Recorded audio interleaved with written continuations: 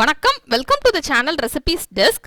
இன்னைக்கு நம்ம மக்காச்சோளம் புட்டு எப்படி செய்கிறது அப்படின்றத பார்க்கலாம். இந்த புட்டு செய்கிறது ரொம்ப ஈஸி, ரொம்ப ஹெல்த்தியும் கூட. ஃபர்ஸ்ட் நம்ம மக்காச்சோளம் மாவு எப்படி செய்கிறது அப்படின்றத பார்த்துடலாம். அதுக்கப்புறம் எப்படி ப்ரிப்பேர் பண்ணுறது அப்படின்றத நம்ம இந்த வீடியோவில் பார்க்கலாம். அதுக்கு முன்னால் இந்த ரெசிபீஸ் டெஸ்க் சேனலை நீங்கள் இன்னும் சப்ஸ்கிரைப் பண்ணல அப்படின்னா கீழே உள்ள ரெட் கலர் சப்ஸ்கிரைப் பட்டனை கிளிக் பண்ணிக்கோங்க. அப்போ தான் நான் போடுற வீடியோஸ்லாம் உடனுக்குடன் உங்களுக்கு மிஸ் பண்ணாமல் பார்க்க முடியும். இப்போ நம்ம எப்படி புட்டு மாவு ரெடி பண்ணுறது அப்படின்றத பார்த்தலாம். நீங்கள் ரெடிமேட் புட்டு மாவு வாங்கலாம், இல்லைன்னா நம்ம வீட்டிலே கூட ப்ரிப்பேர் பண்ணிடலாம். இப்போ நான் எப்படி வீட்டில் ப்ரிப்பேர் பண்ணுறது அப்படின்றத சொல்கிறேன். இந்த மாதிரி மக்காச்சோளம் வாங்கிட்டு நம்ம இதை வெயிலில் காய வச்சிடலாம். காலையிலேருந்து ஈவினிங் வரைக்கும் காய வச்சாலே போதும். இது நல்லா காஞ்சதுக்கப்புறம் இந்த மாதிரி நல்லா ஈரம் இல்லாமல் நல்லா ட்ரை ஆயிரும். இது கடைகளில் ரெடிமேடாக கிடைக்குது. நம்ம மக்காச்சோளம் பேக்கெட் வாங்கி நம்ம இந்த மாதிரி காய வச்சுக்கலாம்.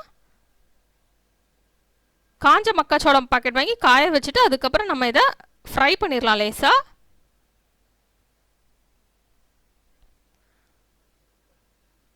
இது நல்லா லோ ஃப்ளேமில் வச்சு ஃப்ரை பண்ணிடலாம். ஃப்ரை பண்ணிவிட்டு நம்ம இதை கடையில் கொடுத்து அரைச்சி வச்சிடலாம். அப்போனா நம்ம எப்போ நம்ம புட்டு தேவைப்படுதோ அப்பப்போ நம்ம செஞ்சுக்கிடலாம். இப்போ நான் அந்த மாவு வந்து அரைச்சி வச்சது அதில் 2 கப் எடுத்திருக்கேன். தேங்காய் துருவல் தேவையான அளவு எடுத்துக்கலாம். இப்போ இந்த மாவு வந்து நம்ம அப்படியே ஒரு கடாயில் எடுத்துடலாம். எடுத்துகிட்டு இதை ட்ரை ஃப்ரை பண்ணிக்கலாம். தேவையான அளவு உப்பு சேர்த்துக்கலாம். சேர்த்துட்டு நல்லா லோ ஃப்ளேமில் வச்சு ஒரு 2 நிமிஷம் ஃப்ரை பண்ணாலே போதும்.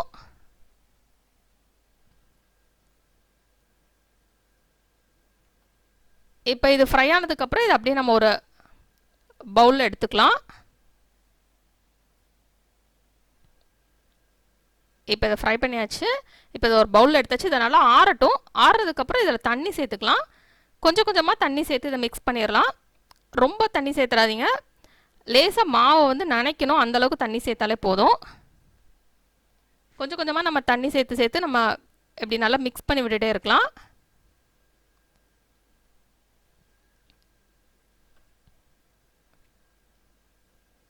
நம்ம இந்த புட்டு வந்து செய்கிறதுக்கான கரெக்டான பதம் என்ன அப்படின்னா, நம்ம பிடிச்சி பார்க்குறப்போ வந்து நல்லா பிடிபடணும். அதுக்கப்புறம் நம்ம உதுத்தி விட்ட பிறகு நல்லா உதிரணும். அந்த பதம் வர வரைக்கும் நம்ம இதை இப்படி கொஞ்சம் கொஞ்சமாக தண்ணி சேர்த்து விட்டு நம்ம இதை மிக்ஸ் பண்ணிகிட்டே இருக்கலாம்.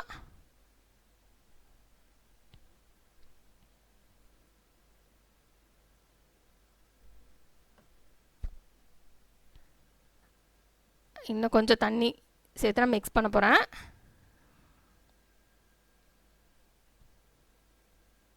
நல்ல இந்த மாவு வந்து கட்டி கட்டியாகாமல் நம்ம மிக்ஸ் பண்ணிக்கலாம். இப்போ பார்த்தீங்கன்னா நான் இப்படி பிடிச்சா பிடிப்படுது, உதுத்து விட்டால் நல்லா உதிர்ந்துருது. இதுதான் கரெக்டான பதம். இப்போ நம்ம புட்டு செய்ய ஸ்டார்ட் பண்ணிடலாம்.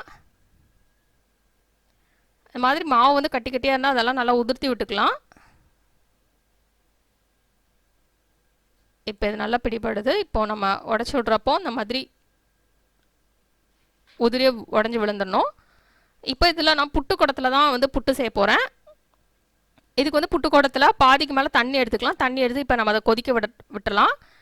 இப்போ மேலே வந்து இதில் இந்த மாதிரி ஒரு கண்ணாக வச்ச மாதிரி ஒரு சின்ன பிளேட் இருக்கும். அதை நம்ம கரெக்டாக உள்ளே போட்டலாம். உள்ளே அது கரெக்டாக செட் ஆகணும். இல்லைனா புட்டு நம்ம உள்ளே போடுறதெல்லாம் வந்து வெளியே சிந்திரும். அதனால் அது கரெக்டாக செட் ஆகிற மாதிரி செட் பண்ணிக்கோங்க. இப்போ அது கரெக்டாக செட் பண்ணியாச்சு. இப்போ இதில் ஃபஸ்ட்டு கொஞ்சம் தேங்காய் துருவல் சேர்த்துடலாம்.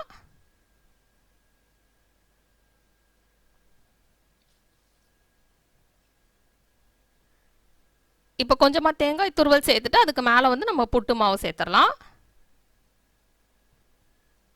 இடையில அந்த தேங்காய் துருவல் வரப்போ அந்த டேஸ்ட் வந்து ரொம்ப நல்லாயிருக்கும். இப்போ கீழே கொஞ்சம் தேங்காய் துருவல் சேர்த்தாச்சு. இப்போ இந்த மாதிரி தேங்காய் துருவல் கொஞ்சம் சேர்த்துட்டு இப்போ நம்ம இந்த புட்டு மாவு சேர்த்துடலாம்.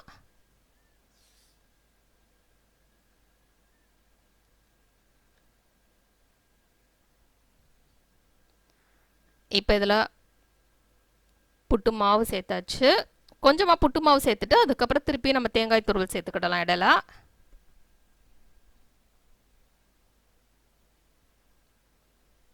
இப்போ கொஞ்சமாக புட்டு மாவு சேர்த்தாச்சு. இப்போ நான் திருப்பி தேங்காய் துருவல் சேர்க்க போகிறேன். திருப்பி ஒரு லேயர் தேங்காய் துருவல் சேர்த்ததுக்கப்புறம் திருப்பி நம்ம மாவு சேர்த்துடலாம்.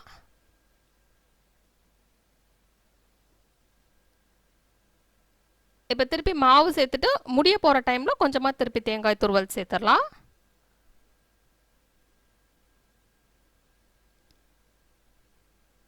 இப்போ மாவு சேர்த்தாச்சு. இப்போ மேலே கொஞ்சமாக தேங்காய் துருவல் சேர்த்துடலாம். தேங்காய் துருவல் சேர்த்துட்டு இப்போ நம்ம க்ளோஸ் பண்ணிடலாம்.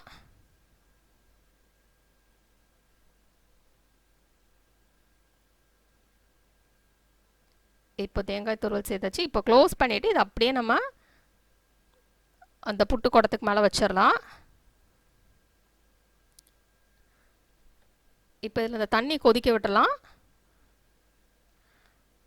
தண்ணி நல்லா கொதிக்க ஆரம்பித்ததுக்கப்புறம் நம்ம மேலே வச்சிடலாம்.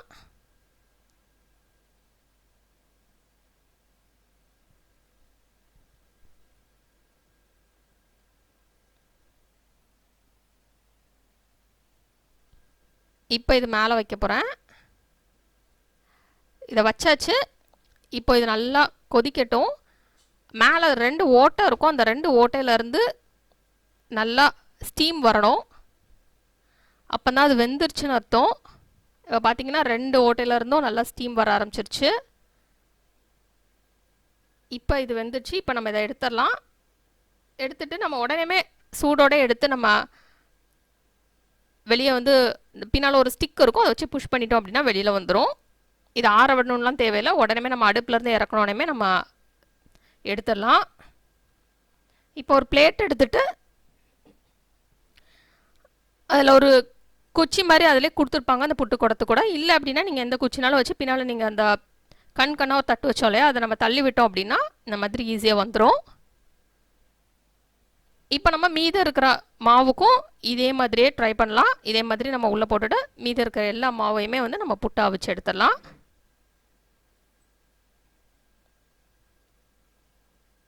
இப்போ பார்த்திங்கன்னா சுட சுட நமக்கு புட்டு ரெடி ஆயிடுச்சு. இது கூட நம்ம நாட்டு சர்க்கரையோ இல்லைனா சர்க்கரை வெல்லம் எதுனாலும் சேர்த்து சாப்பிட்டா நல்லாயிருக்கும். இந்த ரெசிபியை நீங்கள் ட்ரை பண்ணி பாருங்கள். இந்த ரெசிபி உங்களுக்கு பிடிச்சிருந்தா லைக் பட்டன் கிளிக் பண்ணுங்கள். உங்கள் ஃப்ரெண்ட்ஸோட இந்த ரெசிபியை ஷேர் பண்ணுங்கள். மறக்காம இந்த சேனலுக்கு சப்ஸ்கிரைப் பண்ணுங்கள். இந்த சேனலில் போடுற சமையல் வீடியோ நோட்டிஃபிகேஷன்ஸ் உங்களுக்கு உடனுக்குடன் வேணும் அப்படின்னா சப்ஸ்கிரைப் பண்ணிவிட்டு பக்கத்தில் இருக்கிற இந்த பெல் ஐக்கானை மறக்காமல் கிளிக் பண்ணுங்கள்.